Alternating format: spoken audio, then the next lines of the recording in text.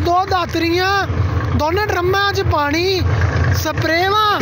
ये जाके करांगे फसलां कईयां भी धाली कई भी हुण जाने ते गल करदे इन्हां ते मुशक्कत तो बाद टूबल चलाया और टूबल दा पानी दा रंग देखो किदां दा आंदा पिया आ तुहाडा भी टूबल दा पानी इदां ही आंदा 15-20 मिंटां बाद साफ होना ते ओ भाई चले गया आंदा मैनू डगबगा किते खराब ना हो जाए बाकी असें चला लिया टूबल ओ भाई चलिया ठल लाने वास्ते ते इधरों इदा पानी जाएगा इत्थों जाना 1 मरबा दूर पानी